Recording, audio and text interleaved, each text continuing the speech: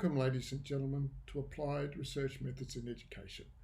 My name is Shane Lavery, and I will be your guide and mentor for this course during its semester-long duration.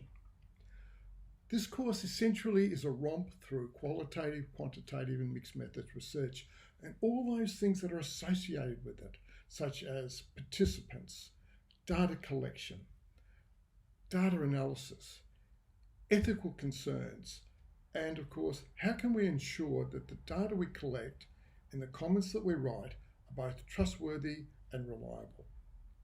Now, I need to say right up front that you should have no hesitation whatsoever in contacting me if you have any questions about the course, and that is an open invitation throughout the entire course. My contact details, phone number, and email are available in the course outline, and you should not hesitate. Let's talk about the pointy end of the course, in other words, the assessments, and there are three. The first assessment invites you to look at a potential research question, and I'm going to ask you to choose between either qualitative or quantitative research, and having made that choice, think about a question that might be applicable. So, are you interested in words, in talking to people? Then it's quite possible that you're interested in qualitative research.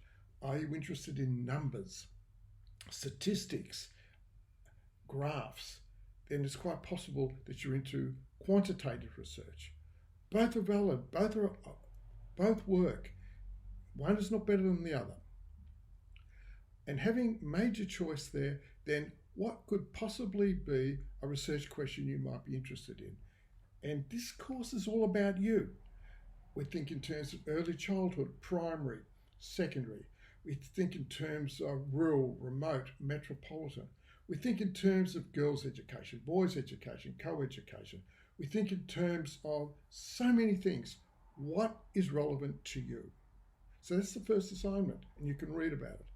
The second assignment looks at the need to review research, review literature, and the assignment actually asks you to review an article. Now, that doesn't mean to criticize it, it means to critique it. In other words, is this article peer-reviewed? Is this article, or does this article explain how they collected the data? Does it explain its theoretical perspective? Is it qual, is it quant, is it mixed methods? Does this article make it very clear to you any limitations, how they handled the ethics? So basically you're critiquing the article in terms of what is good research. And then there's the final assignment. And the final assignment, everything leads into this final assignment.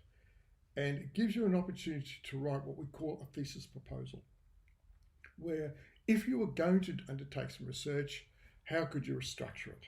And there are three components. There's the introduction, which basically highlights the research question. There's the literature section, which says, well, what are people saying about your area of interest? And that's always important. It's good to know what's out there before you start.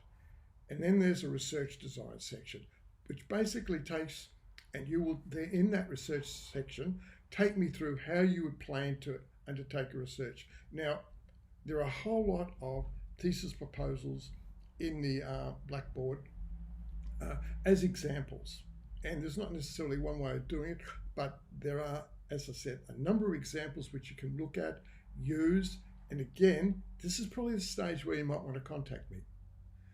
And finally, if I could just make the comment, there's a section in the course outline which looks at how do you write a good academic essay.